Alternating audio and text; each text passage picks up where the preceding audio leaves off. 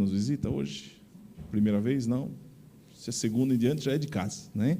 Bem-vindos. Amém? Amém, que bom. E,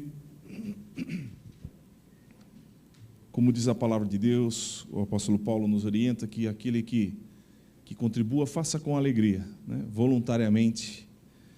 Não se constranja se você não faz parte dessa igreja. Nós o fazemos de coração. Sabemos que devemos adorar ao Senhor com aquilo que Ele nos dá. Então, nós o fazemos com os nossos dízimos e ofertas. Então, se você trouxe, pode trazer aqui à frente, se você tem seu dízimo, sua oferta, nós vamos orar. É um princípio da palavra de Deus que nós cumprimos com alegria. Sabemos que o Senhor abençoa aquele, disse Paulo, que há bênção para aquele que dá com alegria. E é isso que nós queremos fazer. Queria chamar o nosso irmão Valmir para orar, o Senhor. Valmir, pode ser?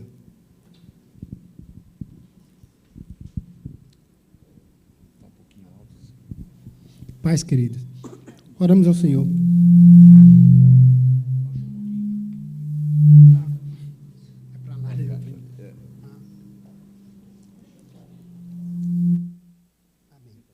Amém. Glória a Deus. Pai, em nome de Jesus, nós te glorificamos, Senhor, por essas ofertas. Te damos graças, Senhor, por mais um dia que o Senhor nos colocou aqui neste lugar, na tua casa, para glorificar o teu santo e poderoso nome. Pai, em nome de Jesus, abençoa essas ofertas, Senhor, multiplica na vida de cada um, Senhor, naqueles que deram hoje, aqueles que não puderam dar, Senhor, que o Senhor abençoe, que o Senhor multiplique o trabalho das suas mãos, Senhor, das nossas mãos, que o Senhor, nesta noite, resplandeça a tua glória sobre nossas vidas, sobre nossas casas, sobre nossos filhos, sobre nossas famílias, Pai. Em nome de Jesus, esse é o nosso pedido e te agradecemos em nome de Jesus. Amém. Amém.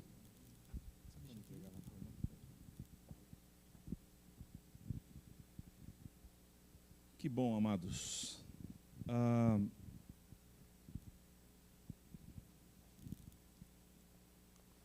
Nossos jovens estão lá no retiro, né? E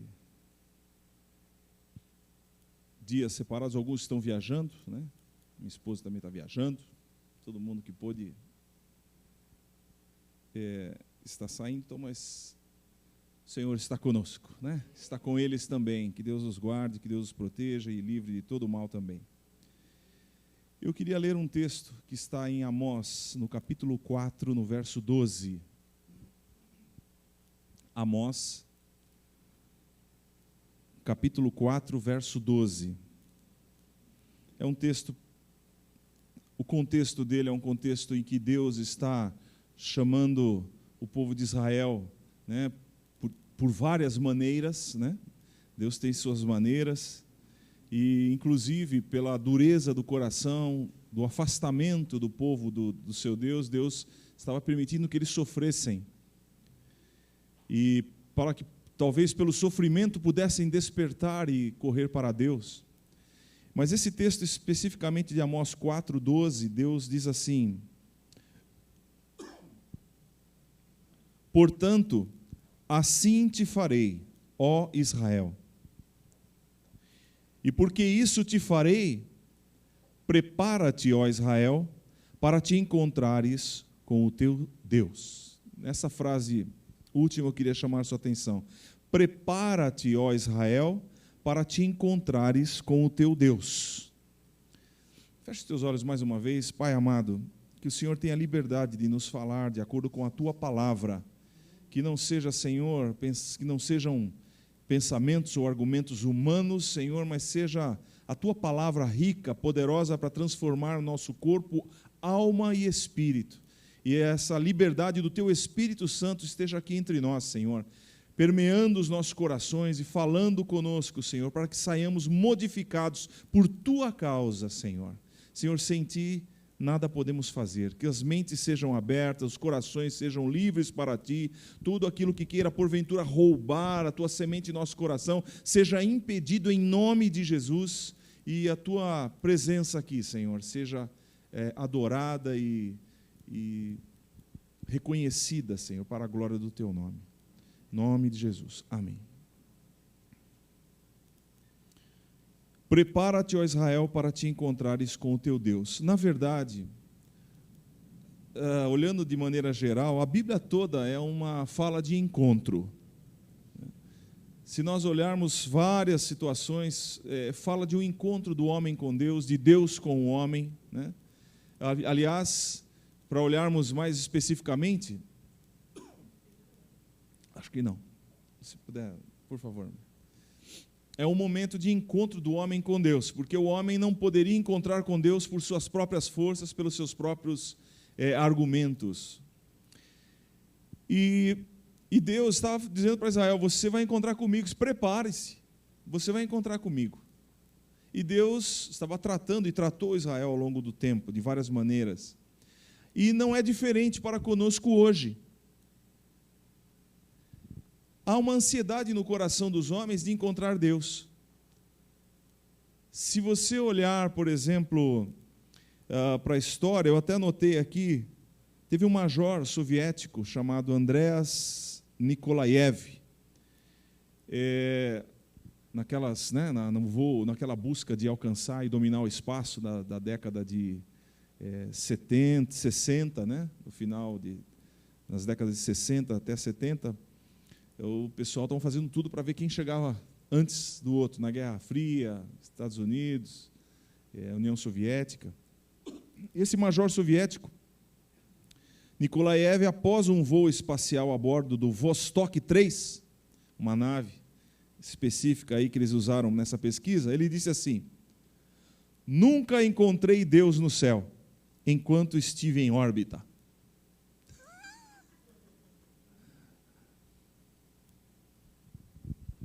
Eu procurei lá, tinha uma janelinha, mas eu não vi. Na verdade, fazia parte da filosofia, né, comunista, né, ateísta. Eu até anotei aqui, afirmativa, por trás dessa afirmativa estava o dogma. Eles não vão gostar de ouvir isso, mas tudo bem. É o dogma, que é um ponto fundamental, indiscutível, né, da crença religiosa, porque ser comunista do jeito que eles são e do jeito que envolveu-se a vida, e até hoje alguns o fazem, é uma religião. E acreditar que tudo existe sem a presença, sem a ação e mão de Deus, é uma fé. Ser um ateu é uma fé, é uma disposição em crer que tudo veio do nada, sendo que matematicamente, né, tudo que é multiplicado por nada é nada. 0 vezes 0, 0. Bom, ele não encontrou Deus no céu. Então era essa verdade profundamente comunista que estava por trás dessa fala dele, né, a não existência de Deus. Para contrariar isso, um coronel chamado Gordon Cooper, que era um dos astronautas que também fez parte da pesquisa espacial, ele respondeu: em meus diversos voos a bordo do Fight, né? Meu inglês horrível, né? 7, para dizer aqui, e do Gemini 5, traduzido para o português, não avistei o Todo-Poderoso com os meus olhos, mas descobri algumas das maravilhas que Ele criou. Já mudou. Senti a presença do meu Deus perto de mim, ao meu lado, assim como acontece sempre. E verifiquei que tinha tanta necessidade dele a 250 quilômetros acima do nosso planeta, como em cada dia na Terra. Eu estou certo de que se alguém não tem Deus em sua vida sobre a Terra, nunca o verá no espaço. E se uma pessoa não recebeu a Cristo em seu coração, não pode estar verdadeiramente em repouso. Para mim, eu possuo a paz porque repouso no Senhor Jesus. Como cristão, penso que a vida presente é uma etapa muito pequena em comparação com a vida depois da morte. É muito importante preparar-nos para esse futuro eterno enquanto o podemos fazer aqui na terra. Então, ele já deu a visão. Eu não vi Deus também, mas ele estava lá. E eu vi através da sua criação. Aliás, a Bíblia, quem já fez o GEP aqui sabe, a Bíblia mostra que existem 3 maneiras de imediato para conseguirmos enxergar Deus. A primeira está nas Escrituras. A palavra de Deus nos mostra, é a revelação do Senhor. Você pode conhecer uma pessoa pelo que ele deixou escrito. A palavra de Deus é revelação, está comprovada através da história. Outra maneira de enxergar Deus é através das suas obras. Todos nós sabemos uma pintura, uma arte, que linha, que tipo, que estilo tem aquele pintor, e quem é, né? Geralmente se conhece o pintor através das suas obras. Então uma pessoa que faz alguma coisa, que produz uma cultura, pode ser reconhecida naquilo que faz. Então Deus também se fez reconhecido através das coisas criadas. E outra coisa que a palavra de Deus diz, onde nós podemos enxergar Deus, é através de Jesus Cristo. Quando um dos discípulos chegou para Jesus, Filipe chegou e falou: Senhor Jesus, mostra-nos o Pai, o que nos basta. Jesus foi claro: Filipe, eu estou há tanto tempo com vocês não têm me conhecido. Eu e o Pai somos um. Aquele que me vê, vê ao Pai. Palavras fortes. É possível conhecer o caráter de Jesus, o caráter de Deus? É possível. Foi isso que suas palavras. E como já lembramos vocês, um dia vamos falar mais a fundo sobre isso, ou Jesus era um mentiroso, assim, mentiroso enganado, ele achava que era e não era, e mentia. Aí você vai ter que analisar a vida dele para ver se ele era mentiroso. Ou Jesus era um louco varrido, alguém como hoje pode achar que é Napoleão, aquelas pessoas assim, né? Aí analise a vida dele, veja o que ele faz e veja se ele era louco varrido ou ele era Deus. Não há meio termo para dizer o que ele disse e fazer o que fez. Adiante.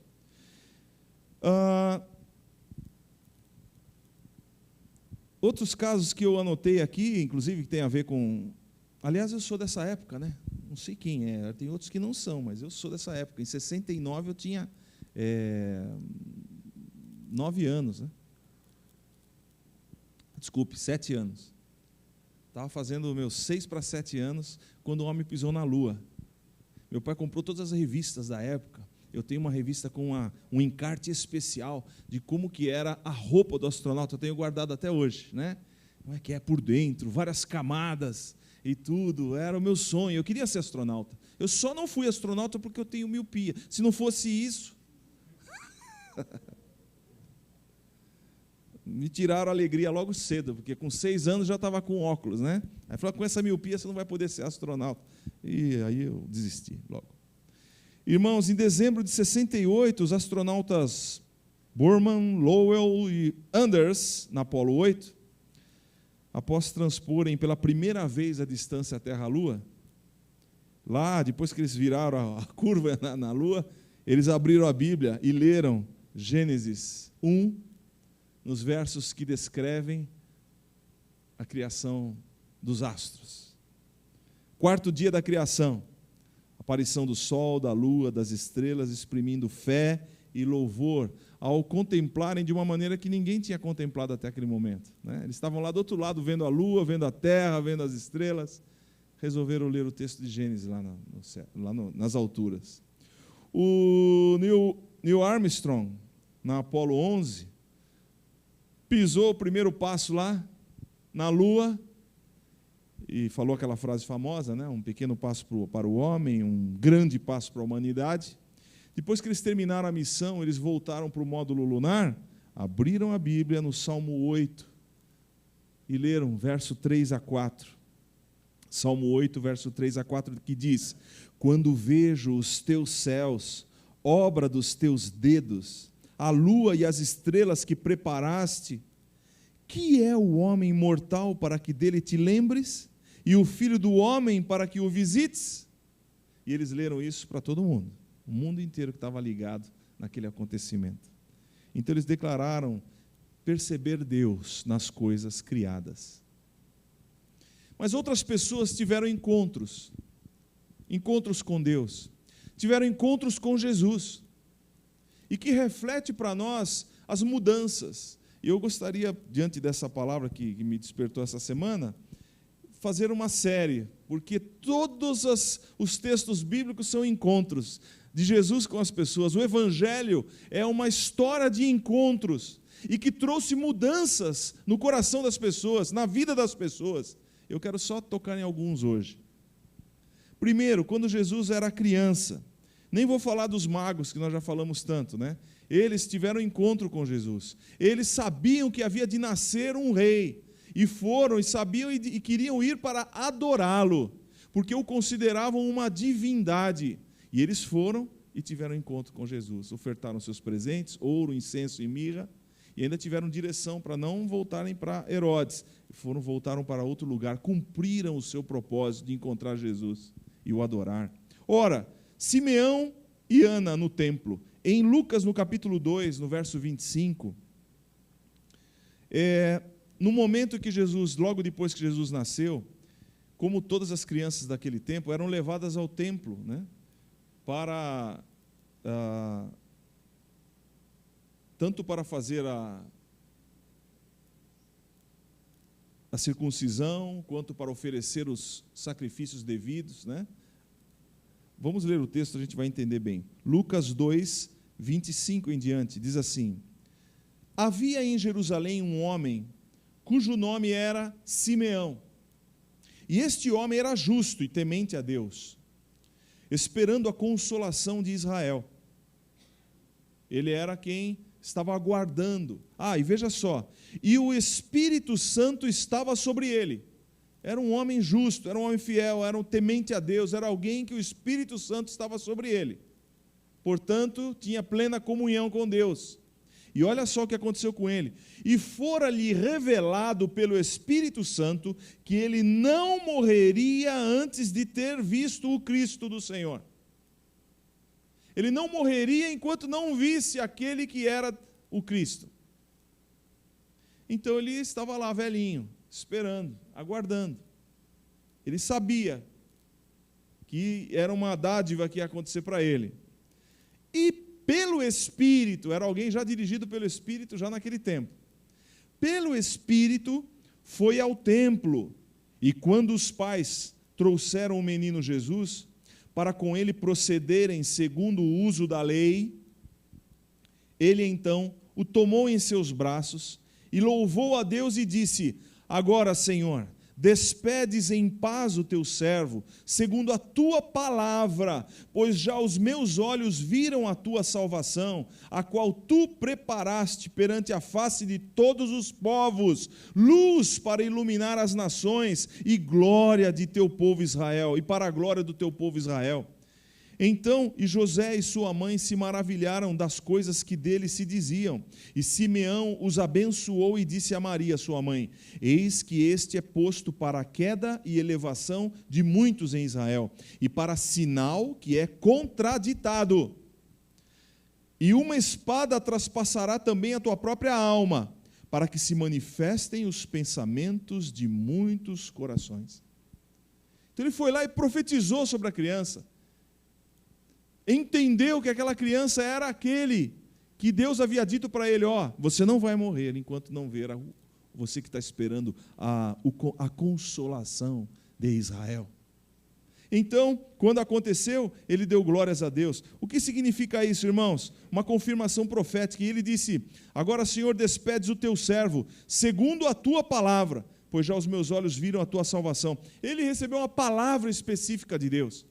Mas isso não significava que só ele tinha recebido. Ele, particularmente, recebeu uma palavra de que não morreria antes de ver. Porém, as profecias da vinda do Messias estavam totalmente expostas e conhecidas dos doutores da lei, dos fariseus, dos religiosos da época. Então, todo o Velho Testamento, que nós já dissemos, tem mais de 300 profecias detalhadas a respeito da vinda de Jesus. Então, segundo a tua palavra, os meus olhos viram a tua salvação. Ele teve um encontro com o Senhor. Ele teve um encontro com aquele bebê que significava a transformação, que seria bênção para muitas nações, luz para iluminar as nações e para a glória do teu povo Israel. Então ele falou da contradição, um sinal contraditório. Pessoas iam ficar confusas com ele. Como ele pode ser o nosso guia, o nosso mestre, se ele está fraco aí? Como Paulo falou, que Jesus foi crucificado em fraqueza. Claro que foi, ele entregou a própria vida. E ele mesmo havia dito: eu tenho poder para entregar a minha vida e tenho poder para tornar a tomá-la. E ele disse várias vezes aos discípulos: olha, estou indo para Jerusalém. Aliás, faz parte de um texto, de um vídeo que eu vou mostrar para vocês. E no final de tanta alegria, ele estava alertando continuamente os discípulos: olha, vou para Jerusalém, o Filho do Homem vai ser preso, vai ser desprezado, vai sofrer na mão dos que o prenderem, vai morrer e vai ressuscitar. Então Jesus constantemente começou a avisar os discípulos. Difícil, né? Imagino eu. Mas houve um encontro aqui. Simeão encontrou-se com Jesus. Um encontro que tirou as suas dúvidas, que viu que para ele foi o cumprimento. Quantas crianças iam por dia no templo? Quantas crianças as famílias traziam, que nasciam e vinham trazer ao templo para os rituais normais do povo judeu? Procederem segundo o uso da lei? Mas o Espírito Santo avisou: é esse. E ele falou: posso morrer agora, porque os meus olhos já viram. E não só ele, tinha uma profetisa lá, no mesmo momento, chamada Ana. Continuando aqui, depois que ele falou, estava ali a profetisa Ana, filha de Fanuel, continuando em Lucas 2, né? Profetisa Ana, filha de Fanuel, da tribo de Áser. Esta era já avançada em idade e tinha vivido com o marido 7 anos desde a sua virgindade, e era viúva de quase 84 anos, e não se afastava do templo, servindo a Deus em jejuns e orações de noite e de dia. E sobrevindo na mesma hora, ela dava graças a Deus e falava dele a todos os que esperavam a redenção em Jerusalém. Então, naquele mesmo momento em que o Simeão chegou e viu e falou e deu graças a Deus pelo menino, ela chegou e começou a dar graças a Deus pelo menino e começou a falar para todo mundo: vocês estão vendo aqui? Ele é a consolação de Israel. Dava graças a Deus e falava dele a todos os que esperavam a redenção em Jerusalém. Então foi uma mulher que falava de Jesus. Talvez a primeira evangelizadora. Isso aqui em figura, irmãos. Simeão viu o prometido acontecer. Ana, fiel ao Senhor, viúva, dava graças a Deus, e ela em jejuns, né? Passando em jejuns, de dia e de noite, em orações, diz o texto, ela falava dele a todos que aguardavam a redenção, como deve fazer a igreja hoje. Deve falar para todos aqueles que esperam a redenção. Muitas pessoas estão esperando redenção, irmãos. São pessoas que estão aprisionadas. Redimir é livrar do aprisionamento. Redimir é livrar pessoas que estão cativas, sequestradas. Quando o polícia vai lá e livra uma pessoa que foi sequestrada, ela trouxe redenção para aquela pessoa. Bom, outras pessoas tiveram encontro com Jesus. Só de menção aqui, quando Jesus era adolescente, né? Aqui diz o texto, ele tinha 12 anos. Lucas 2, 46 e 47. Jesus se perdeu, eles foram para Jerusalém, como iam muitas pessoas para Jerusalém naquele tempo fazer a Páscoa, e levavam suas ofertas, faziam suas apresentações a Deus e tudo mais, passavam aqueles dias em Jerusalém, nas festas. Jesus, quando eles fizeram a caravana deles e voltaram, Jesus se perdeu dos pais.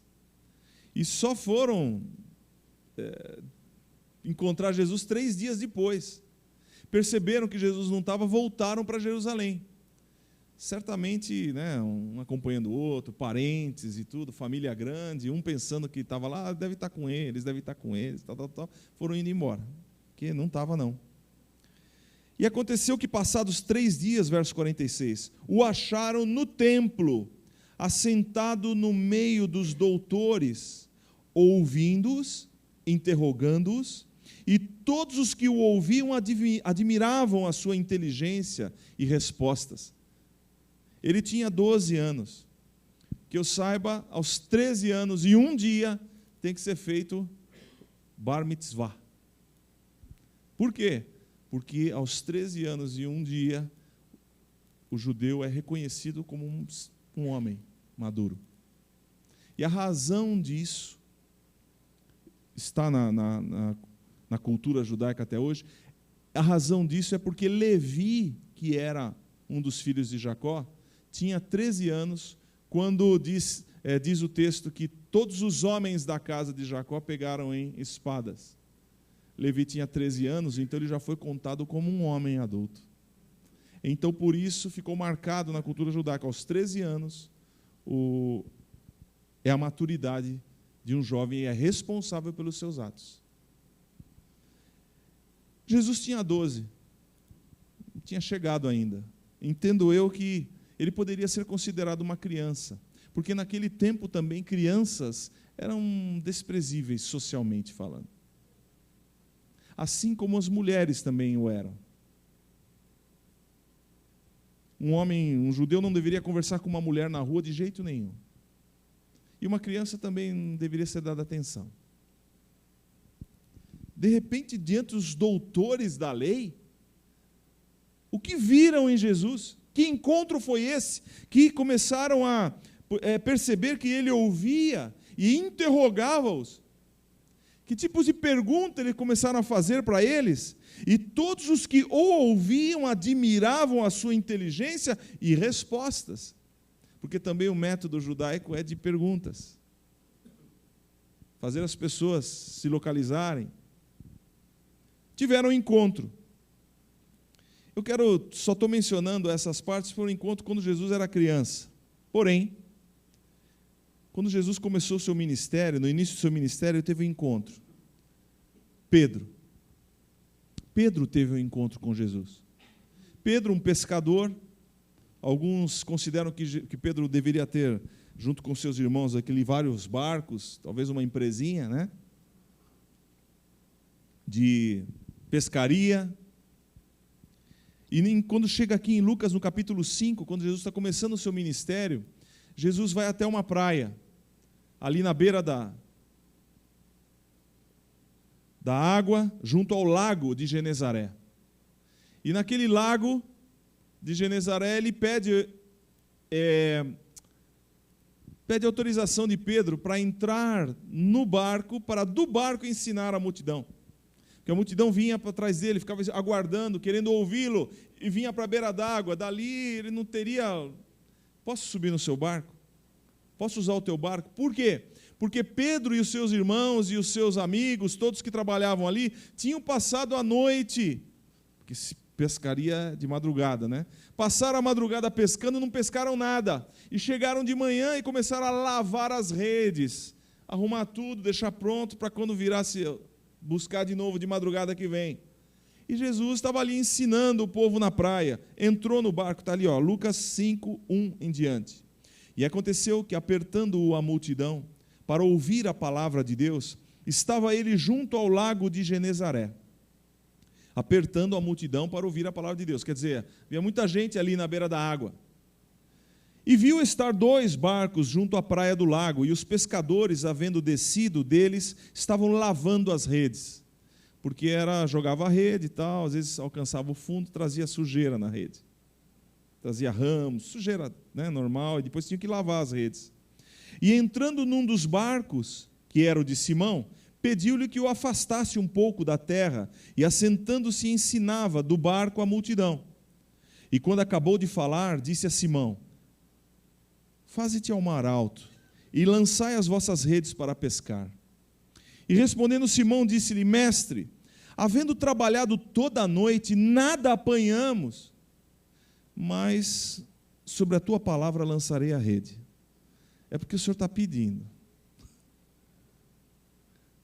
O Senhor é um rabi, pescador sou eu. Quem entende dessas coisas sou eu. Tá bom, já que o Senhor está falando, vamos lá. Fazendo assim, colheram uma grande quantidade de peixes, e rompia-se-lhe a rede, e fizeram sinal aos companheiros que estavam no outro barco, para que o fosse ajudar, e foram, e encheram ambos os barcos, de maneira tal, que quase iam a pique. Pesava, a rede cheia. E vendo isto, Simão Pedro, agora aqui, transformação do encontro, prostrou-se aos pés de Jesus, dizendo: Senhor, ausenta-te de mim, que sou um homem pecador. Pois que o espanto se apoderara dele e de todos os que com ele estavam, por causa da pesca de peixe que haviam feito, e de igual modo também de Tiago e João, filhos de Zebedeu, que eram companheiros de Simão. E disse Jesus a Simão: não temas, de agora em diante serás pescador de homens. E levando os barcos para a terra, deixaram tudo e o seguiram. Era também costume naquela época, aquele que fosse mestre, rabi, poderia chamar alguns para o seguir. E ia sendo chamado, vou deixar. E eles deixaram tudo e o seguiram. Então, irmãos, aqui tem um encontro. O especialista em pesca aqui é Pedro. Ele sabe como pescar, ele sabe aonde pescar, ele sabe qual é o horário certo de pescar. E ser convidado por um rabi para pescar numa fora de hora, contra as expectativas, e fazendo uma pescaria excepcional, Pedro imediatamente percebeu que era um acontecimento fora do normal, que aquele homem era um homem excepcional, era um homem de Deus, era excepcional. Ele assume. Ele falou: Senhor, o Senhor é muito santo, o Senhor deve ser muito abençoado, o Senhor deve ser uma pessoa excelente, olha, e eu sou um pecador, acho melhor o Senhor passar longe de mim. Eu não sou uma boa companhia para o Senhor. E Jesus falou: não tenha medo, eu vou fazer de você um pescador de homens agora. Essa é a capacidade, quando nós encontramos com Jesus. Para o que mais vale para Deus é o nosso arrependimento. É a capacidade de enxergarmos como somos de verdade. E Pedro não se esquivou disso. Quando percebeu que ele estava ali diante de um homem que tinha uma palavra que modificava a sua circunstância, imediatamente falou: Senhor, é melhor o Senhor se afastar de mim, eu não sou boa gente.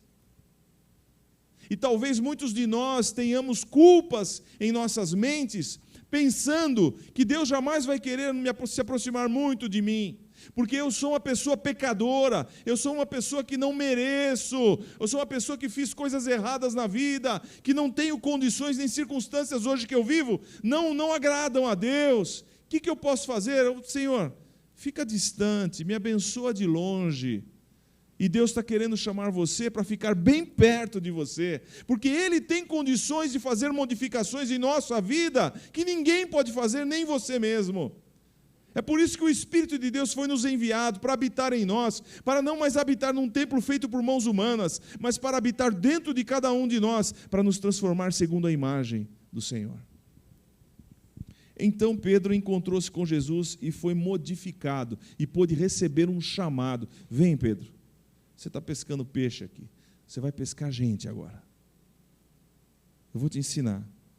Então, quem assume os pecados tem grande chance de ser chamado especificamente por Jesus. Não é vergonha. Teve uma outra pessoa que teve um encontro com Jesus. E vale a pena a gente ler esse texto. Porque foi Satanás. Aliás, ele queria encontrar Jesus há muito tempo. Quando os magos foram avisar Herodes de que havia nascido o rei dos judeus, Herodes quis matar Jesus. E foi a Belém, não tendo retorno de onde era, foi a Belém e matou todas as crianças de Belém e arredores, cumprindo-se uma palavra profética que dizia: em Ramá ouviu-se um choro e um lamento. Elas não aceitam, eram mulheres que não aceitavam ser consoladas porque os seus filhos já não existiam. Raquel chora seus filhos porque não mais existem. Então aquele texto foi cumprido nas mãos de quem? Herodes. O tempo passou, Satanás queria encontrar Jesus para acabar com ele. Na verdade, Satanás usou Herodes. Satanás era o dono, lembra-se? Dono do sistema chamado mundo. Porque o homem pecou lá atrás, Satanás adquiriu o governo. É como se ele adquirisse o documento que estava nas mãos de Adão. Agora ele tinha o direito legal de oprimir as pessoas, porque o mesmo vírus que ele tinha estava nos seres humanos. E não tinha ninguém que suportasse, a não ser pessoas que fossem abençoadíssimas por Deus, em que se contam nos dedos no Velho Testamento. Algumas pessoas suportaram a obra do diabo. Jó foi um deles. Satanás foi autorizado por Deus a tocar em tudo que Jó tinha, a tirar toda a riqueza, a permitir que ele perdesse os filhos e ainda perdesse toda a saúde. Satanás desafiou, porque achava que Jó iria blasfemar contra Deus. E Deus, conhecendo a estrutura de Jó, permitiu, sem avisá-lo de nada, sem chegar e falar assim: Jó, vai vir uma tremenda tempestade sobre a tua vida, aguenta aí, tá? Não vou nem falar nada, aguenta aí. Podia ao menos ter dito isso, Jó suportaria, mas não. Alguém precisava destruir Satanás nos lugares celestiais. Começou com Jó. Porque enquanto Jó esperava enquanto Satanás esperava que Jó blasfemasse, o Jó reclamou, ficou mal, queria chegar diante de Deus e colocar suas razões, se debateu para todo lado, mas ele dizia assim: ainda que ele me mate, nele esperarei. Eu não sou nada, mas eu sei que o meu Redentor vive e por fim me levantará. Então ele confiou no Senhor até às cegas, e o Senhor apareceu para ele, conversou com ele, não disse por que ele sofreu tudo aquilo, mas conversou com ele, restaurou a vida de Jó, e Jó falou: antes eu te conhecia de ouvir falar, mas agora os meus olhos te veem, eu te contemplo. Então às vezes tribulações vêm na vida da gente, e são suficientes para a gente poder conhecer mais a Deus. Mas Satanás queria encontrar, porque havia promessa. Desde que Adão pecou e Eva pecaram lá no Éden, Deus conversou, aliás, estava na frente dele, na frente de Satanás. Deus conversou com a Eva e falou assim: olha, você vai pisar na cabeça da serpente. Isto é, a sua descendência vai pisar a cabeça de Satanás. Alguém da sua descendência vai fazer isso. Você vai rastejar e comer pó todos os dias. Tu lhe ferirás a cabeça, disse para a mulher, e ela pegará no seu calcanhar. Eterna guerra contra o diabo. Hoje a igreja sempre está em guerra contra o diabo. Desde que existe igreja. O povo de Israel também foi alvo. Hoje a igreja, em nome de Jesus, está sobre a terra e sofre perseguições. A própria ministra lá primeira-ministra da Alemanha, sumiu o nome dela, Merkel, Angela Merkel, na conferência tal, junto com ele, falou assim: o cristianismo, os cristãos são o povo mais perseguido da terra hoje.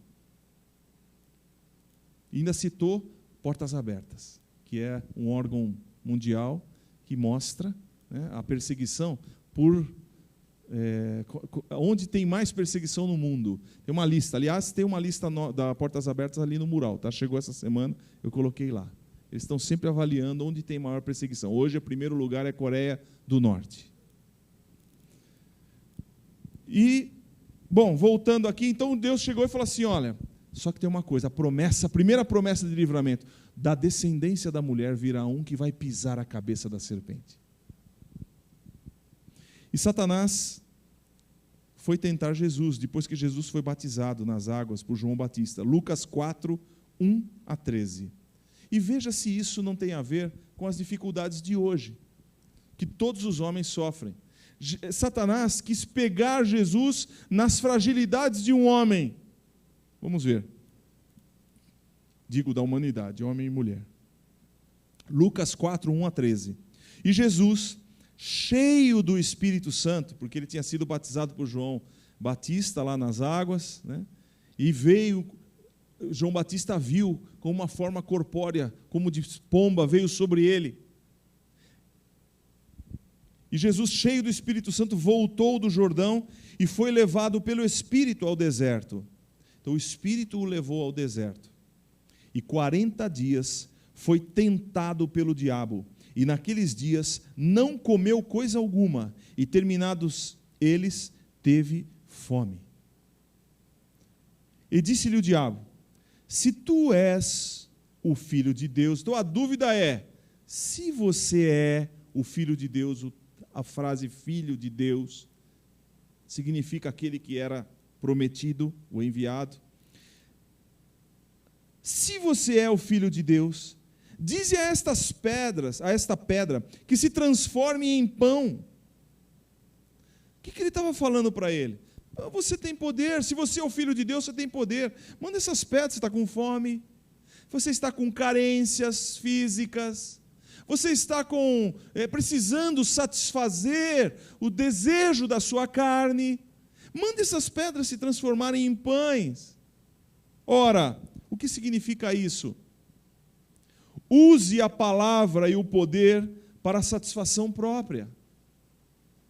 Use o poder que você tem, a palavra, para a satisfação própria. Aí diz, o que significa isso? Satisfaça o seu desejo. Busque o seu prazer. Não é essa a chamada de Satanás hoje através da mídia? Gente, está frio? Então, alguém está procurando isso? Intervalo aqui. Vou pôr 24 aqui na frente, tá bom? Se estiver gelado aí atrás, vocês... Está aqui, ok?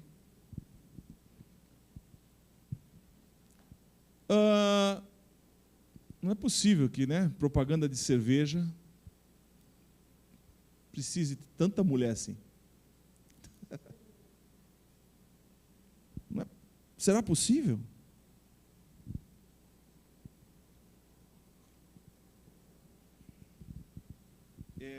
Essa semana eu comentei com alguns irmãos, aliás, eu falei no domingo passado sobre o concurso de modinhas, de marchinhas de carnaval. Diz que saiu no Fantástico. Não falei porque foi a noite que eu ouvi no dia seguinte no rádio. O rádio, o pessoal falando mal da Globo, dizendo assim: como pode uma empresa de comunicação fazer esse tipo de coisa? Concurso de marchinhas, onde o conteúdo das marchinhas são pornográficos. Tudo em dubiedade, falando coisas que indicam atividades sexuais. Sendo que a campeã das marchinhas, diz o camarada do editorial da Jovem Pan, nós da Jovem Pan nos recusamos a repetir até o nome da marchinha. Que coisa, um meio de comunicação reclamando da baixeza do outro. Ora, basta ver Globeleza. Se tem BBB, meu amigo, o resto é sinal que existe involução. Não existe prova da evolução, mas da involução existe. Está na Globo. Irmãos, só aliás, alguns, né, bem posicionados diziam que a grande responsável pela degeneração orquestrada dos bons costumes do Brasil foi a Globo. É uma grande, orquestrado, porque houve também uma orquestração na área da educação. Tá? O construtivismo, como os educadores aqui sabem o que é, esse método de educação pelo construtivismo, destruiu a alfabetização do país. Né? Todos sabem, todos nós sabemos, e não tem uma alma que chega lá e fala assim, vamos tirar o construtivismo como base do país. Por que será, hein? E a gente acusava, com um pouco mais de idade, acusávamos os militares de serem responsáveis, porque eles não queriam que ninguém fosse cabeça pensante no país. Não são só os militares que não queriam educação no país. O governo que se implantou também tem interesse que não se formem pessoas que sejam contestadoras. Agora, nos outros países, quando a Inglaterra percebeu que o construtivismo começou a ser aplicado e não tinha retorno, as crianças ficavam analfabetas até altas, tiraram na hora, acabaram com isso, fizeram uma sepultura lá e enterraram. Na França, quando começou e viram que não dava certo, cortaram rapidinho. Estados Unidos, vários países, quando viram o resultado do construtivismo nos primeiros anos, cortaram tudo. Mas nós ainda temos construtivismo. Não precisa, não, vamos lá, não precisa ter um método normal de ensinar o beabá como era antigamente. Não, deixa a criança saber, perceber sozinha. Aí ela vai perceber que está errada quando tiver uns 18, 20, quando não conjugar mais os verbos, né? Quando a pessoa não teve condições. A pessoa estudou, ela passou a vida inteira estudando, mas não consegue. Então, como? Então, houve uma orquestração. Satanás é o orquestrador. E a primeira coisa que ele faz é usar todos os meios possíveis para dizer o seguinte: você precisa satisfazer os seus desejos, as suas vontades. Você precisa sentir vontade sexual? Vai, satisfaça. Você sentiu o desejo de comer? Para que jejum? Então ele falou para Jesus: manda essas pedras se transformarem em pães, se você é o Filho de Deus. O que está em jogo é a sua identidade. E pensa que isso não tentou a Jesus? Era a tentação de um corpo humano que Jesus tinha. Mas Jesus se defendeu dizendo o quê? Está escrito que nem só de pão viverá o homem, mas de toda a palavra de Deus. Citou Deuteronômio para ele. Escuta aqui, está escrito. O homem não vai só viver de pão.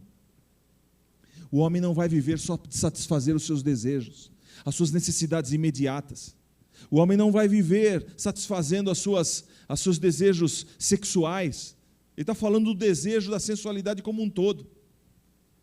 Pessoas que são aprisionadas a satisfazer os seus desejos, viciadas em satisfazer os seus próprios desejos. É isso que Satanás quer. Pessoas aprisionadas na satisfação dos próprios desejos de prazer, na obtenção de prazer. Está escrito: nem só de pão viverá o homem, mas de toda a palavra de Deus. É a palavra de Deus que tem o poder de satisfazer plenamente a nossa vida. É a palavra de Deus que tem o poder de alcançar os desejos do nosso interior, de multiplicar a satisfação interna, como aquele astronauta falou: eu repouso no Senhor, de ter paz de verdade. Então, como não deu certo, o diabo usou outra técnica. Vamos mudar o assunto, então. Aí diz aqui: e o diabo, levando-o a um alto monte, mostrou-lhe, num momento de tempo, todos os reinos do mundo. Então foi uma visão. Satanás mostrou para Jesus os reinos do mundo. E ainda disse uma coisa ousada, que Jesus não contrariou, olha só. E disse-lhe o diabo: dar-te-ei a ti todo este poder e a sua glória, porque a mim me foi entregue, e dou-o a quem quero. Quando que foi entregue para Satanás todos os reinos do mundo, a possibilidade de organizar, de estar atento? Quando foi entregue? Quando Adão pecou, quando deu mais ouvidos à voz de Satanás do que à voz de Deus. Ele rompeu com Deus e entregou a Satanás aquilo que pertencia a ele. Deus chamou Adão para ser mordomo das suas coisas. Deus chamou Adão e falou assim: você tem autoridade aqui, dê nome aos animais, domine sobre os peixes do mar, sobre as aves do céu. Então Adão tinha, quando pecou contra Deus, passou o domínio para Satanás. Satanás então passou a dominar o homem pecador. Então ter acesso, por isso que o mundo, a palavra mundo nas Escrituras, principalmente no Novo Testamento, cosmos, significa toda a organização onde Deus não está presente. Então, eu vou dar para você toda essa glória e todo esse poder, porque a mim me foi entregue e dou a quem quero. Portanto, se tu me adorares, tudo será teu. Basta que você reconheça em mim divindade. Basta que você me adore. Satanás está querendo ser adorado há muito tempo. Desde o início ele queria ser adorado, ele queria ocupar os tronos celestiais, ele queria ir além dos lugares aonde ele foi colocado. E Jesus, então ele estava dizendo para Jesus o seguinte: reconheça-me como Deus, e eu lhe dou o que por direito tomei. Você não veio conquistar isso? Se você é o filho de Deus, você veio para conquistar essas coisas de volta. Faz o seguinte, eu te dou tudo. Para que a gente ficar aí com briga? Para que pegar um atalho? Deixa para lá. Vamos fazer o seguinte, me adore, reconheça-me como Deus. Eu te dou tudo. Ó. Que tal? Todo esse dinheiro, todo esse poder. Olha que grana. O que você poderia fazer com tudo isso? Dá uma olhada. Poder de decisão, poder financeiro, glória. Que tal, Jesus? E Jesus respondendo disse-lhe: vai-te, Satanás, para trás de mim, porque está escrito: adorarás o Senhor teu Deus e só a Ele servirás. Só a Ele. Adoração só a Ele. Não deu certo. Então Satanás mudou de assunto. Tá bom. Então, peraí. Aí levou-o também para a parte mais alta do templo de Jerusalém. É o pináculo. E disse-lhe: se tu és o Filho de Deus, lança-te daqui abaixo. Aí Satanás usou a técnica seguinte, ele está citando a Bíblia para mim, eu vou citar a Bíblia para ele. Porque está escrito. Ainda citou o Salmo 91, é o preferido dos crentes aí na oração. O Satanás citou também. Mandará os seus anjos acerca de ti, que te guardem e que te sustenham nas mãos, para que nunca tropeces com teu pé em alguma pedra. Isto é, aproveite as promessas que estão disponíveis para você e abuse delas. Lança-te daqui para baixo, os anjos virão, vão te catar e não vão deixar você sofrer nada, porque está escrito. E você vai, as pessoas vão olhar e vão te reconhecer quem você é, e você vai poder ter liberdade de agir conforme você quiser. Isto é, use e abuse das promessas de Deus que estão a teu favor. Tente a Deus. Hoje alguns diriam, põe a Deus na parede. Como se pudesse. Isto é, você vai ter reconhecimento fácil. Você vai subir rápido, não precisa batalhar, sabe? Glória, rapidinho. Uma irmã está passando uma dificuldade em outro país e me contatou essa semana. Falei, pastor, mas se a gente não fizer aquela apostazinha, tem uma loteria aqui. Falei, irmã, não acredito que você está falando isso para mim. Ainda não é claro para você? Não é, que a gente está precisando tanto, se eu ganhasse só um pouquinho, já resolveria tanto, eu podia fazer isso, eu ia usar tudo para a obra de Deus. Falei, irmã, abre aí 1 Samuel, veja a oração de Ana. É o Senhor quem enriquece, é o Senhor quem empobrece, é o Senhor quem faz descer a sepultura, é o Senhor que faz de lá levantar. Não é uma loteria que vai fazer você rico ou rica. Não existe atalho. Deus quiser te abençoar, Ele te mostra rápido o caminho. Mas você não precisa, é Ele que vai te dar. Tudo que é recebido das mãos iníquas. Aí comecei a argumentar com ela. Você já pensou de onde vem esse dinheiro? Você vai lá, entra numa aposta. Sabe quantas pessoas viciadas vão lá e gastam todo o salário que podiam dar comida para os filhos? Esse dinheiro vai para lá. Aí, aquele outro que pegou e roubou o dinheiro de alguém, foi lá, postou tudo, e aquele dinheiro amaldiçoado depois vem para a sua mão, para você fazer a obra de Deus. Você acha que Deus vai se alegrar com isso? Eu podia dar o dízimo. Irmã, o Senhor que enriquece, o Senhor é quem empobrece. Aí ela falou, não, está certo, pastor, está certo, isso aí é uma tentação. É mais ou menos a mesma coisa. Que tal? E depois veio lá a glória, você pode ser reconhecido facilmente.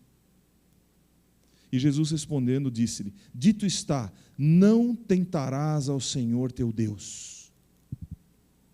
E acabado o diabo toda a tentação, ausentou-se dele por algum tempo. Porque ele não desiste. Se tem algum valor em Satanás, chama perseverança. Irmãos, ele teve um encontro com Jesus. E ele percebeu que ali tinha resistência. Ali ele não poderia fazer como ele fazia com os homens do mundo. Quem é que suportaria aparecer diante dele e ele falar assim: olha, eu te dou condições de você satisfazer todos os seus desejos. Ou, eu te dou condições de você ter um grande poder financeiro. Ou, eu te dou condições de você ter reconhecimento e glória fáceis nesse mundo. Está afim? Quantas pessoas cedem às propostas? E Satanás não precisa aparecer, não. É só aparecer uma tramóia legal. Vá perguntar para os políticos do nosso país, principalmente esses que andaram sendo famosos hoje aí. Pergunta para ele, quando é que começou, hein? Como é que começou essa tramóia na sua vida? Bom, eles não vão dizer para você, eles vão dizer: não, só fiz coisas honestas. Mas a secretária de um político antigo, vou falar agora porque tudo bem, Fausto Rocha, lembram dele? Acho que Fausto Rocha Júnior, um negócio assim. O Fausto Rocha tinha uma secretária, que era de uma igreja nossa aqui, uma igreja batista, da qual eu participei também. E ela era secretária, uma irmã nossa foi da nossa igreja. Durante muitos anos, ele teve o mandato dele como deputado, acho que não sei se era deputado estadual. E naquela época tinha lá uma polarização entre os dois partidos. E ele dizia assim para ela: eu não sei o que eu vou fazer. Eu sou cristão, mas eu estou cercado. Como? O que está acontecendo? Se eu votar não para aquela proposta, o partido lá me dá um carro zero. Se eu votar sim, me dá um não sei quanto em dinheiro. O que eu faço? Que chato, né? De qualquer jeito. Irmãos, Satanás nos tenta nas fragilidades, nos tenta nas nossas fraquezas. Eu queria terminar, tem muitos outros casos, eu vou deixar para uma outra oportunidade, mas teve um encontro com Jesus que foi espetacular. Aliás, acho que eu separei aí 2, né, para serem vistos aqui. Vamos dar um intervalo, vamos ver isso projetado, e depois a gente encerra tocando nesses assuntos. 2 casos, esse filme é o filme Jesus, da Cruzada Estudantil e Profissional para Cristo. Foi um filme muito bem investido, foi gravado nos lugares, fizeram tudo possível para gravar as cenas de Jesus nos lugares onde estavam descritos geograficamente lá em Israel. Então é interessante, eles fizeram todo o possível para usar só textos bíblicos baseados em Lucas, usaram os textos baseados em Lucas e fizeram a apresentação desse filme. É esse aqui, pode ser adiante, já vai mostrar as 2 situações.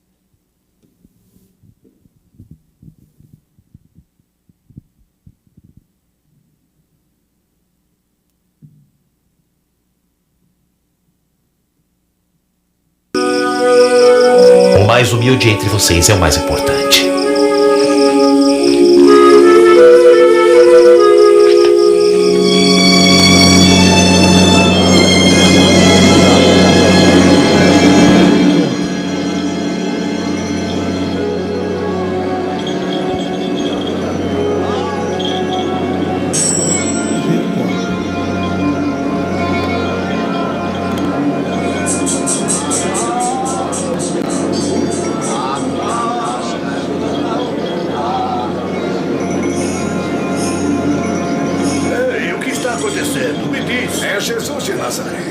Passando por aqui.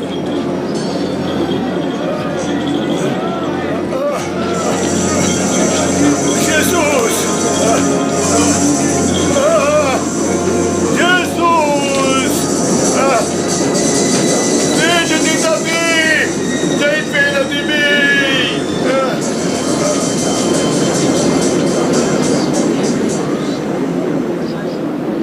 que você quer que eu faça? Senhor, quero ver de novo.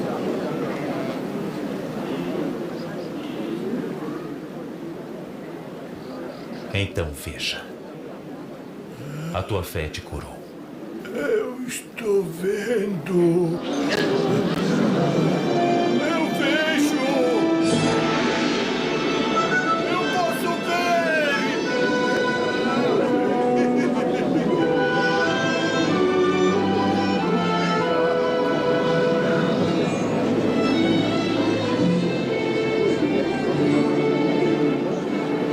Enquanto Jesus estava a caminho de Jerusalém, multidões o encontravam em todo lugar. Pediam para que mostrasse o caminho da salvação e para ensinar mais sobre o reino de Deus.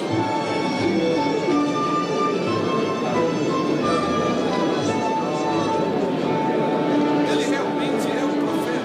Senhor, mestre, salve-me.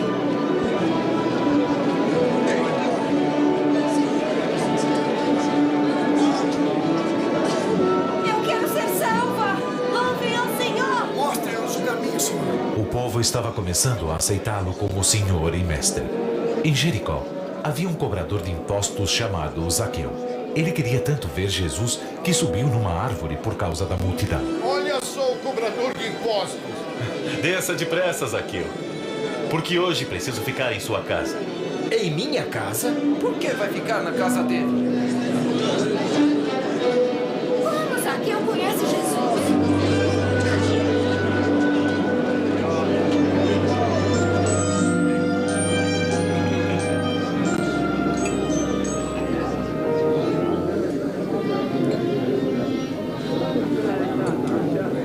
Olha, eu vou dar a metade de todos os meus bens aos pobres. E se por acaso tiver roubado alguém, vou devolver 4 vezes mais.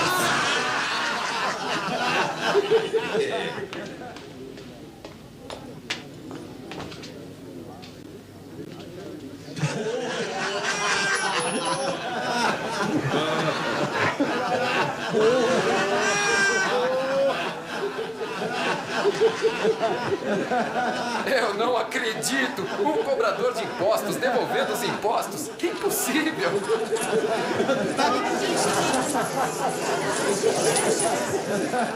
Hoje a salvação entrou nesta casa, pois este homem também é descendente de Abraão.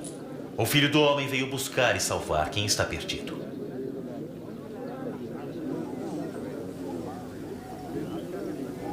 Ouçam. Estamos indo para Jerusalém, onde acontecerá o que os profetas escreveram sobre o Filho do Homem. Ele será entregue aos estrangeiros, e estes vão zombar, insultar, cuspir e bater nele. E depois o matarão. Mas no terceiro dia, ele ressuscitará.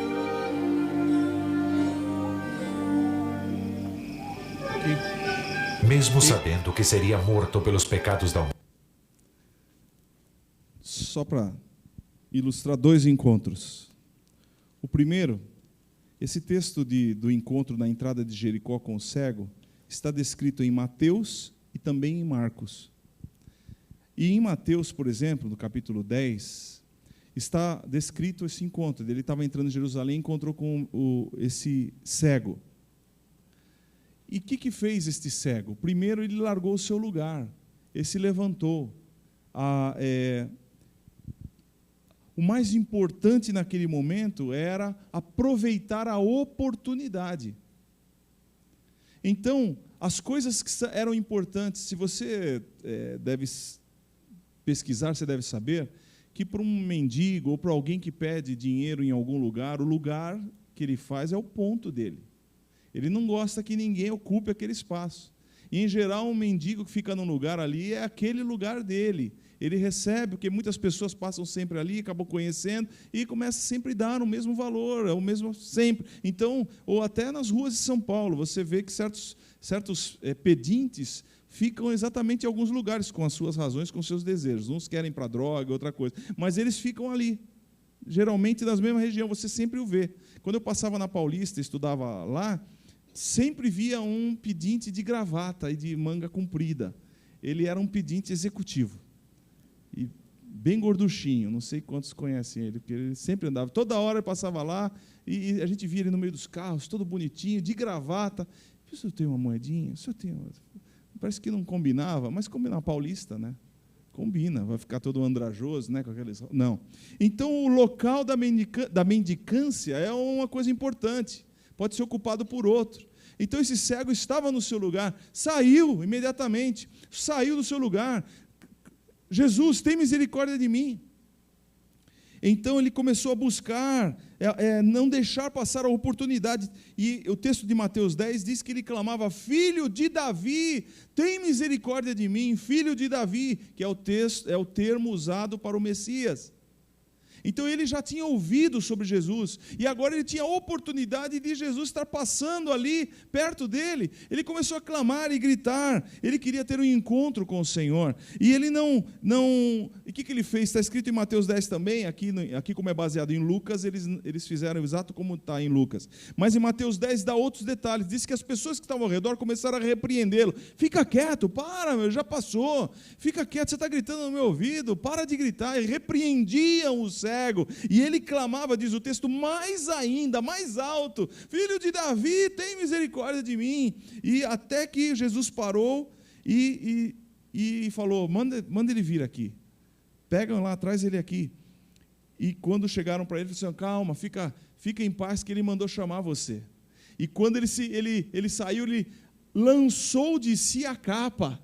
Está escrito, ele lançou de si a capa que o cobria e foi até Jesus, e Jesus fez uma pergunta, né, que é aparentemente óbvia, mas Jesus está sempre perguntando para a gente o que é que a gente realmente quer.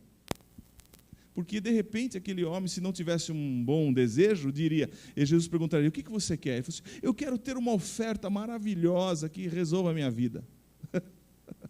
Podia ser uma coisa diferente, mas Jesus, ele falou: não, eu quero ver.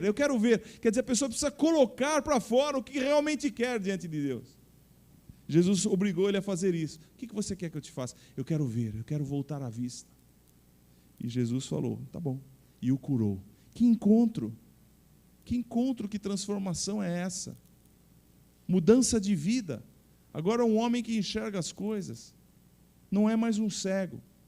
Portanto, não vai mais ter dinheiro pedindo, vai ter que mudar a vida, vai ter que trabalhar, a vida vai mudar. Quantas mudanças inimagináveis de tamanho a gente pode ter acontecido lá, porque ele teve um encontro com Jesus.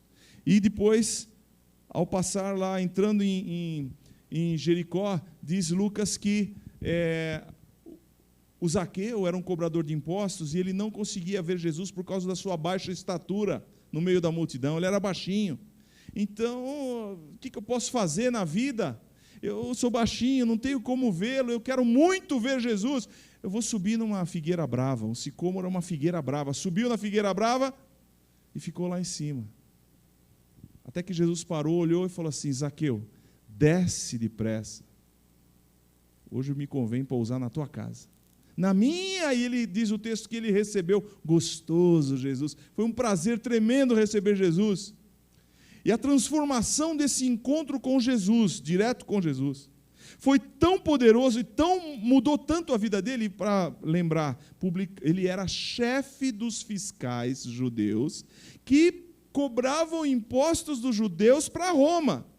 Então esse grupo de pessoas era desprezado, era totalmente desprezível para o judeu normal. Como esses camaradas estão trabalhando para tirar impostos nossos para dar para Roma? Eles estão se unindo, são traidores. E o Zaqueu era chefe desses fiscais. E todo fiscal tem uma má fama. Não sei por quê. O Zaqueu também, não, ainda por ser chefe. Mas a transformação de receber Jesus na sua casa foi tão grande que ele publicou: pessoal, olha o seguinte, eu vou dar metade dos meus bens aos pobres.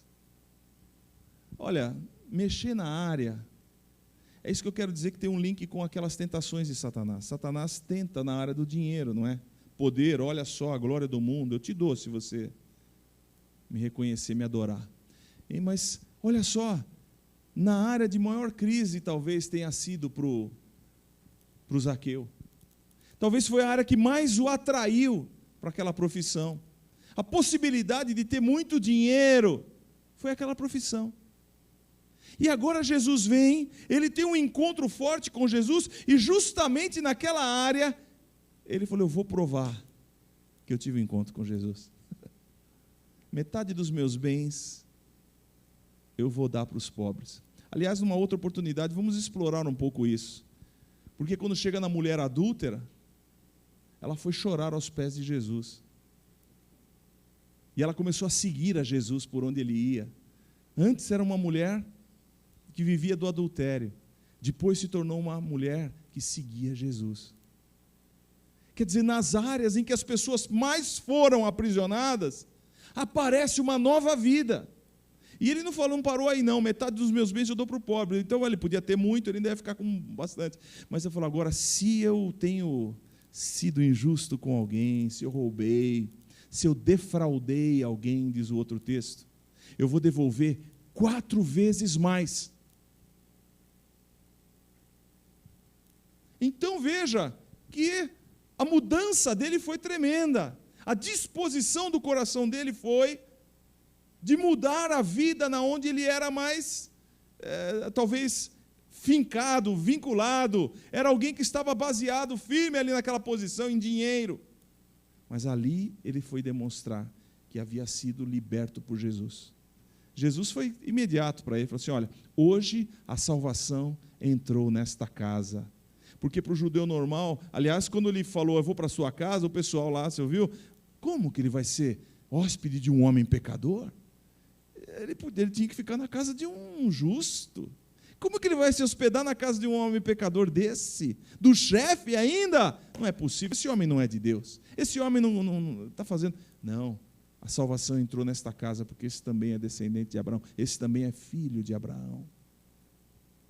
Então a salvação entrou naquela casa. Um encontro com Jesus que mudou a vida. Então, é bom a gente perceber, quando a gente encontra Jesus, muitas coisas da onde nós estávamos aprisionados, nós vamos ser libertos. E ali nós vamos demonstrar que somos diferentes. Quem estava ao redor ali do Zaqueu falou assim: esse camarada mudou, não é possível. Olha que mudança. Como ele não devia abrir a mão para ninguém. Talvez fosse um avarento, um sovina. Encontrei Jesus. Tive um encontro com Jesus. Mudou a minha vida. Talvez você precise de um encontro com Jesus. Talvez você precise encontrar-se com o Senhor para entender que a palavra dele é valiosa. Como foi para Simeão. E que disse: agora, Senhor, despede em paz o teu servo segundo a tua palavra. Pois já os meus olhos viram a tua salvação. Talvez você precise de um encontro como Pedro, que reconheceu que era pecador. Senhor, afasta-te de mim, eu sou um homem pecador, eu não tenho em mim coisas boas, o meu caráter não é legal, e se ficar do meu lado vai ser pior para o Senhor. Vem, eu vou te fazer um pescador de homens. Talvez a gente esteja sendo tentado, como Satanás sempre fez e tentou o próprio Jesus, procurando satisfazer os desejos, atraindo pela satisfação dos desejos, ou talvez pela situação financeira, ou talvez por busca de um reconhecimento fácil, de uma glória que não vem de uma semeadura justa. O cego tirou a capa de sobre si e correu para Jesus. Que capa está nos nossos ombros? Talvez a capa de uma filosofia de vida,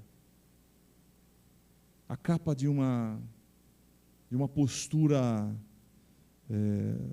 religiosa.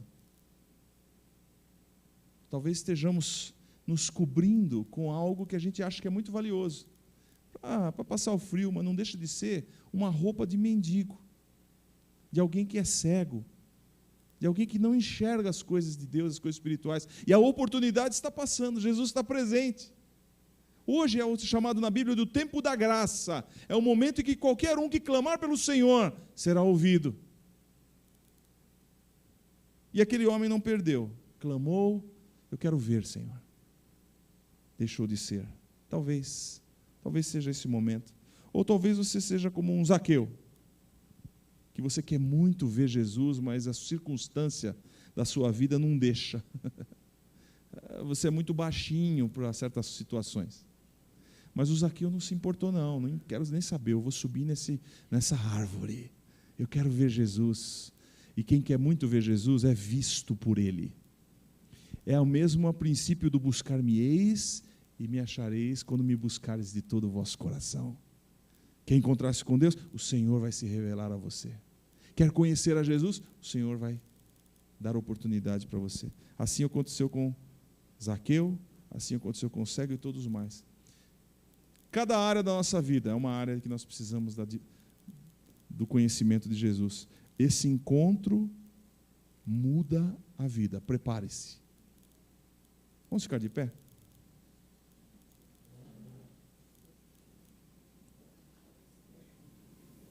Também. Mateus 20, perdão. É Marcos 10. Isso. E tem Mateus, se eu não me engano, é em 20 que também fala. É isso aí, eu confundi aqui. O texto do cego é Marcos 10 e também Mateus 20. Mas vamos orar? Obrigado. Pai amado, bendito seja o teu nome, Senhor.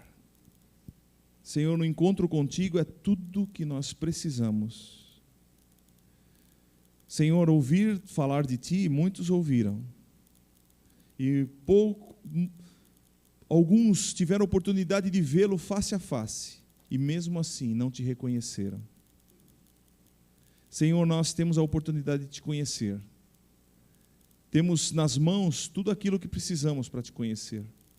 Podemos olhar as tuas obras e ver o teu caráter, a tua inteligência nas coisas criadas.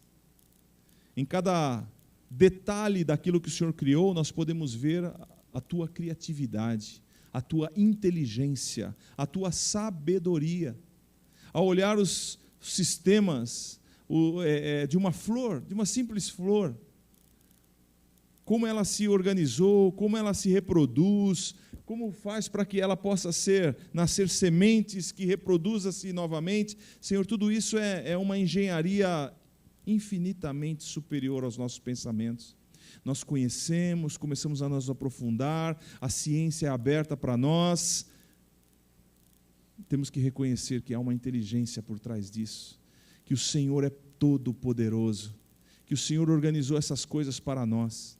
Temos que reconhecer também que as coisas não estão boas, por causa do pecado, como diz a tua palavra. Por isso podemos te conhecer através da revelação das Escrituras, que explicam para nós a nossa existência, a razão de estarmos aqui, o futuro para onde nós vamos. A tua palavra nos dá respostas para isso, Pai. E o Senhor comprovou que a tua palavra é verdadeira, está aberta a todos aqueles que quiserem verificar. E o Senhor também se revela em Cristo Jesus. Podemos conhecer o Pai através de Jesus. Senhor, o apóstolo Paulo diz que em ti estão escondidos todos os tesouros da sabedoria e da ciência, que o Senhor é a plena imagem daquele que tudo fez. Senhor, nós queremos te conhecer de perto, queremos avaliar, Senhor, o teu caráter, queremos, Senhor, nos alegrar com as tuas palavras. Queremos primeiro também, antes de tudo, sermos transformados pelo teu conhecimento, como essas pessoas que vimos hoje foram transformadas. Queremos reconhecer o teu poder, porque até Satanás reconheceu a tua autoridade, sem usar nenhum sinal espetacular, sem usar nenhum poder sobrenatural, simplesmente usando a tua palavra, o Senhor venceu a Satanás. Dá-nos, Senhor, amor e conhecimento da tua palavra, para que possamos vencer a Satanás com suas tentações em todas as áreas da nossa vida. E quem sabe, Senhor, estejamos aqui sendo tentados, oprimidos pelas tentações, buscando, Senhor, tentar se ver livre de situações que Satanás tem posto no nosso caminho, nos tentando através de vários meios, Senhor, contando com a nossa fragilidade, com o pecado com o qual nascemos, mas o Senhor veio para tirar os nossos pecados, e em Ti não há pecado. O Senhor também veio para desfazer as obras de Satanás. Oh Senhor, então para isso cumprimos a Tua palavra, queremos estar vivendo a Tua liberdade, queremos estar vivendo, Senhor, a Tua pureza, a Tua santidade. Põe esse desejo em nosso coração, Senhor, para que não tenhamos mais prazer na sujeira deste mundo, mas que tenhamos alegria na Tua santidade, na Tua palavra, no Teu Espírito chamado Santo, que habita em nós para nos transformar. Senhor, coloca esse desejo em nosso coração, muda os nossos passos e livra do mal aqueles que estão aprisionados. Senhor, nós queremos Te amar por Te conhecer mais. Quanto mais Te conhecemos, mais Te amamos. E, Senhor, não podemos amar aquilo que não conhecemos.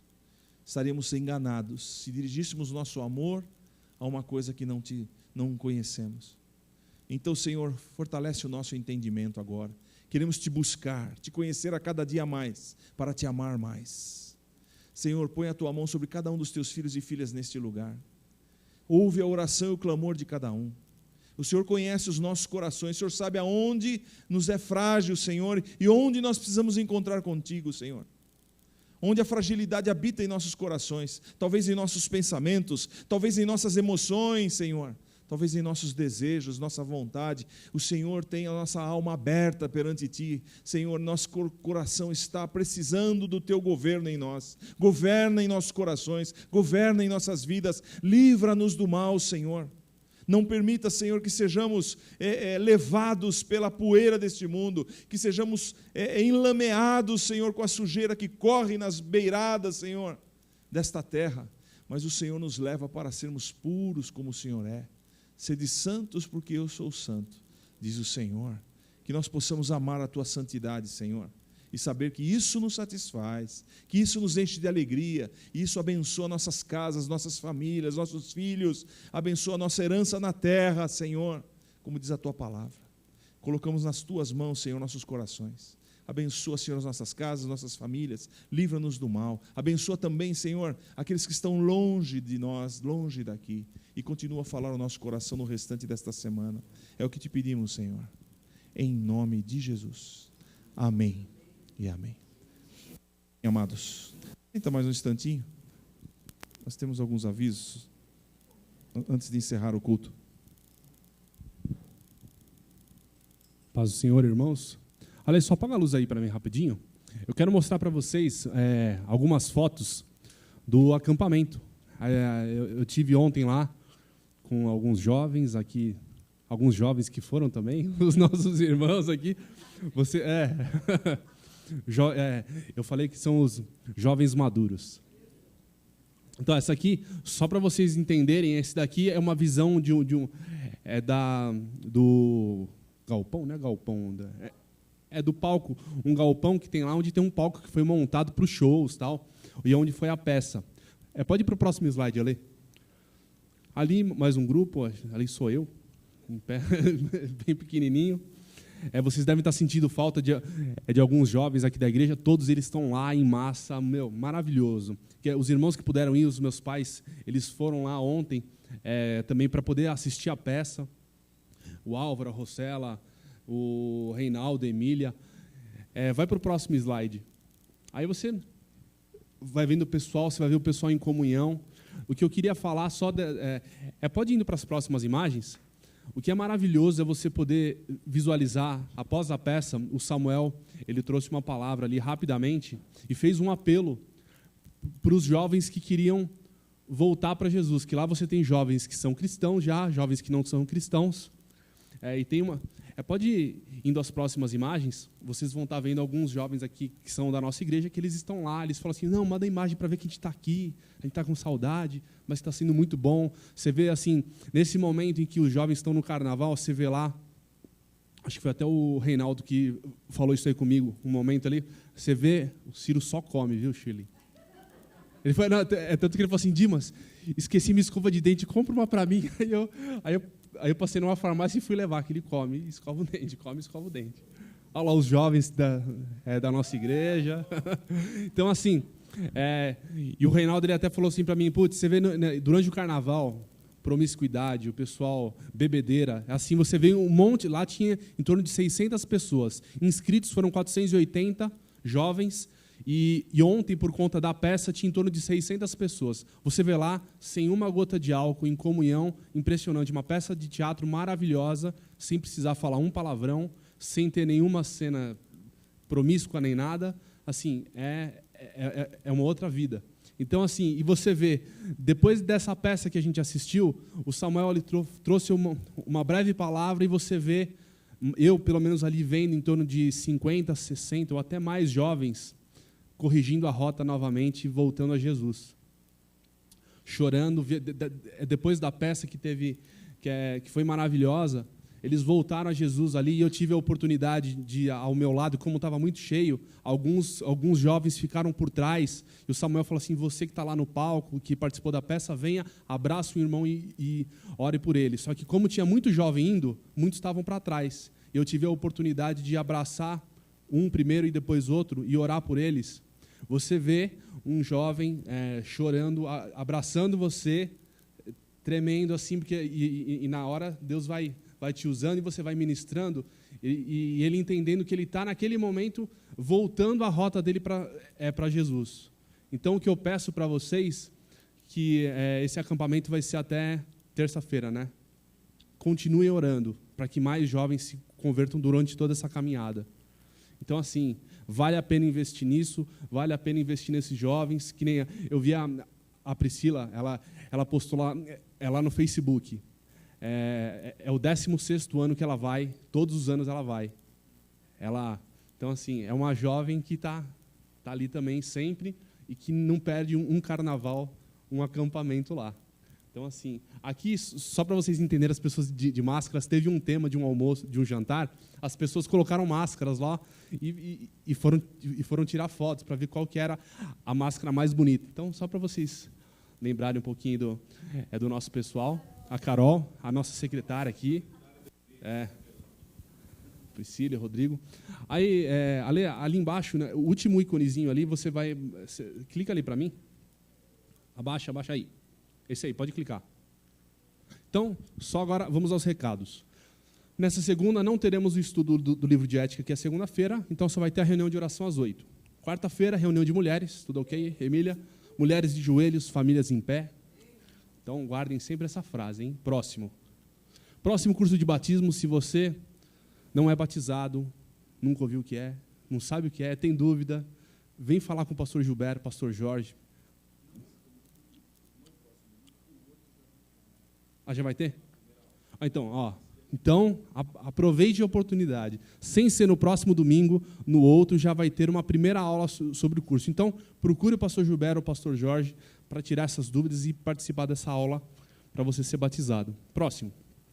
Olha lá, já temos a primeira data do Café dos Homens, dia 1º de março. Então, assim, eu fiz uma enquete aqui com os homens para saber se preferia sexta ou sábado. Na verdade, ganhou sábado. O pessoal preferiu de sábado das 9 ao meio-dia.